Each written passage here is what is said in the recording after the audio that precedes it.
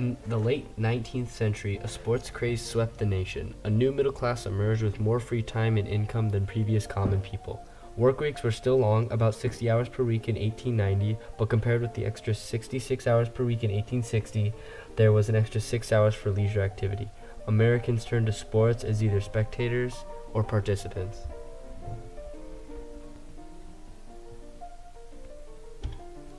Boxing with bare knuckles, also known as bare knuckle prize fighting, was one of the middle class's favorite pastimes because it had few rules and was rough. It became outlawed as a crime because of its brutality and the fact that no gloves were used. Matches went on until someone collapsed, so sometimes the matches lasted hours. Later in the 19th century, boxing became more legitimate when popular boxers such as John L. Sullivan emerged, America's first heavyweight champion of gloved boxing. His record was 40 wins, 1 loss, and 2 draws.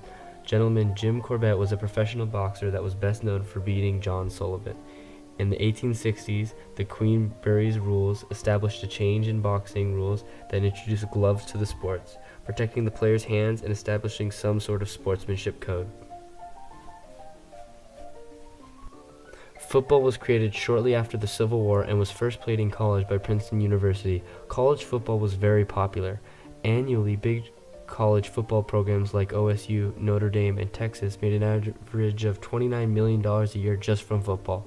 Walter Camp, known as the father of football, was the captain of the Yale football team. He played an important role in the evolution of rugby played in England to the football played in America. Under Camp's leadership, the Yale football team showed a record of 25 victories, 1 defeat, and 6 ties. Along with the college football, professional football was also born. In 1920, 7 men met to organize a professional football league in Canton, Ohio. This meeting led to the creation of the American Professional Football Conference, the APFC, the forerunner of the hugely successful National Football League, NFL. Baseball became America's favorite pastime, as it turned from a gentleman's game to a game for lower and middle classes as well. Those who didn't play were given the opportunity to watch from the stands. Major League Baseball, MLB, was founded in 1869 in Cincinnati. The National League was formed in 1876, and they played their rival, the American League, in the first World Series championship in 1903. Baseball's popularity led to large amounts of land being dedicated to it, as well as a large grandstand arenas such as Fenway Park in Boston, Sheba Park in Philadelphia, and Wrigley Field in Chicago.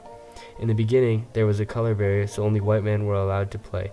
Many players were immigrants, especially Irish and German, but widespread racism from a country that accepted Jim Crow laws prevented talented African American baseball players from participating. White players walked off the field, refusing to play with them. In December of 1891, college teacher James Naismith invented basketball. His students, forced indoors because of winter, needed an indoor sport to burn off their energy. Naismith remembered a rock-tossing game he played as a child and came up with a game where the team that tossed the most balls into a target would win. He called this new game basketball. Genius. And wrote up 13 rules. Some of them were that the player cannot run with the ball must be held within the hands, and any pushing, tripping, shouldering will be counted as a foul. He used 2 peach baskets and a soccer ball as equipment. He put baskets at each end of the gym and nailed 10 feet above the floor.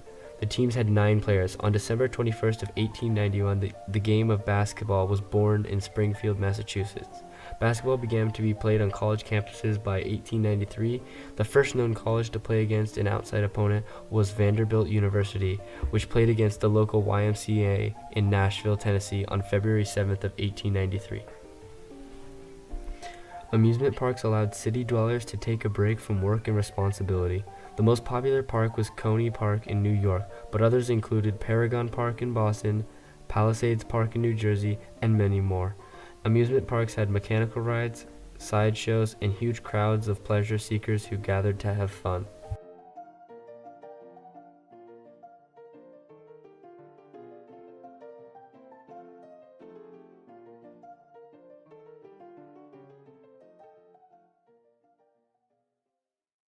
In December 1891, college teacher James Naismith?